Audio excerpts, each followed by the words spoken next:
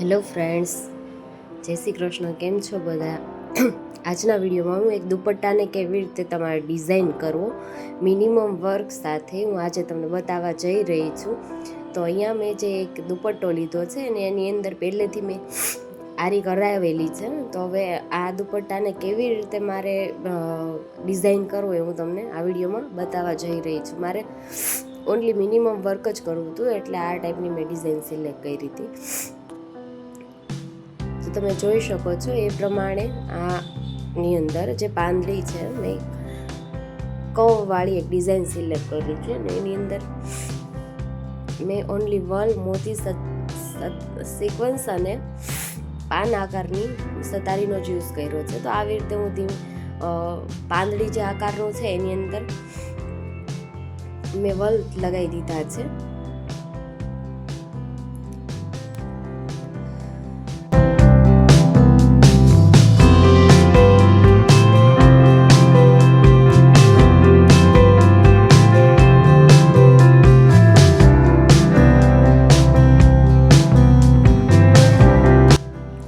હવે જે વચ્ચેનું ફૂલ છે એની અંદર મારે ફૂલ પ્રોપર ફૂલ બને એ રીતે જ લેવું હતું, એટલે મેં અહીંયા જરદોશી અને સતારીનું કોમ્બિનેશન લીધું છે, જેના લીધે ફૂલ છે એ એકદમ ફૂલની જે પાંખડીનો શેપ છે એ આવી શકે. એના માટે મેં અહીંયા જરદોશી અને સતારી લીધી છે. તો જરદોશી અને સતારીને આ રીતે તમે ટાંકી લ્યો તો ફૂલ એકદમ પ્રોપર જે ફૂલની પાંખડીનો શેપ છે એ આવી જશે.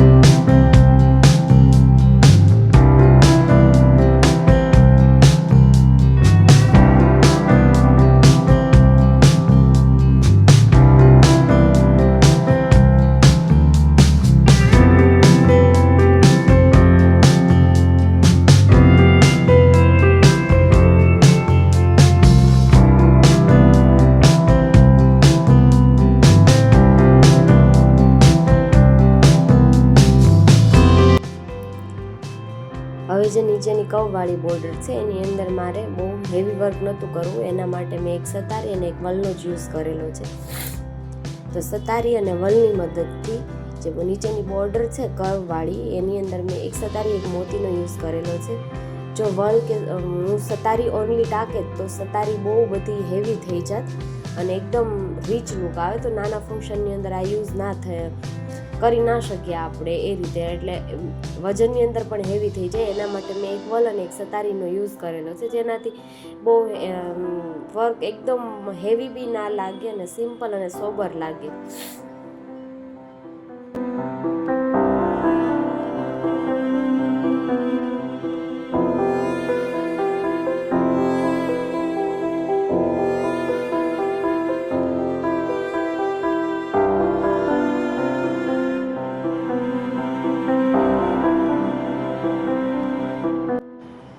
વિડીયોમાં તમે જોઈ શકો છો કે દુપટ્ટાનો જે ઓવરઓલ લુક છે એ કેવો આવે છે. મરૂન કલરનો દુપટ્ટો છે એટલે એનો ગેટઅપ એકદમ મેં ઓનલી ગોલ્ડન વર્ક કરેલું છે તો બહુ સરસ આવે. તો પ્લીઝ તમને ગમ્યું હોય તો લાઈક, શેર અને સબસ્ક્રાઈબ કરો.